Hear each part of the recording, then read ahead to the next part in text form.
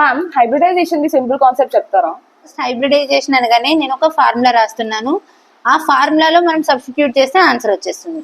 Hybridisation అనగానే మీరు formula గుర్తుంచుకోండి. Z is equal to half into number of valency electrons on central atom plus negative charge minus positive charge plus number of monovalent atoms. మనకి monovalent atoms అంటే halogens ఇంకా hydrogen తీసుకుంటాం. ఇంకా ఏం కనబడ్డా మనం వాటిని కన్సిడర్ చేయొద్దు. సో నీకు సపోజ్ ఇచ్చాడు, వాడు ఏమి ఇచ్చాడు, XeF2 calculate hybridisation of XeF2 అన్నాడు.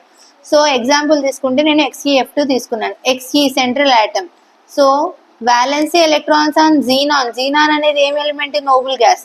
వ్యాలెన్సీ ఎలక్ట్రాన్స్ ఎన్ని ఉంటాయి? 8 ఉంటాయి. చార్జ్డ్ స్పీషీనా? కాదు, న్యూట్రల్. సో నెగిటివ్ ఛార్జ్ లేదు, పాజిటివ్ ఛార్జ్ లేదు. మోనోవాలెంట్ ఆటమ్స్, ఫ్లోరిన్ ఎన్ని ఉన్నాయి? 2 ఉన్నాయి. Number of monovalent atoms 8 + 2 10. 10/2 అంటే ఎంత? 5. గుర్తుంచుకోండి, Z వాల్యూ ఇప్పుడు మనకి 5 వచ్చింది. Z వాల్యూ 2 వస్తే linear sp hybridisation.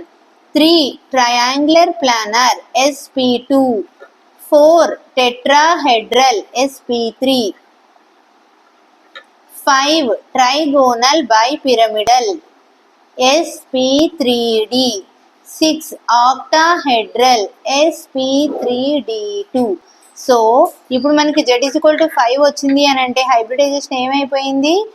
sp3d. Geometry, hybridisation కేవలం మనకి చెప్తుంది జామెట్రీ మాత్రమే. ఇప్పుడు ఇవన్నీ ఏంటి అంటే జామెట్రీ. ఏం జామెట్రీ? Trigonal bipyramidal. షేప్ అనేది మనకి జనరల్ గా వెస్పర్ థియరీ చెప్తుంది. దీని షేప్ వచ్చి లీనియర్ అవుతుంది. ఆ కాన్సెప్ట్ నెక్స్ట్ వీడియోలో చూద్దాం. Thank you, ma'am.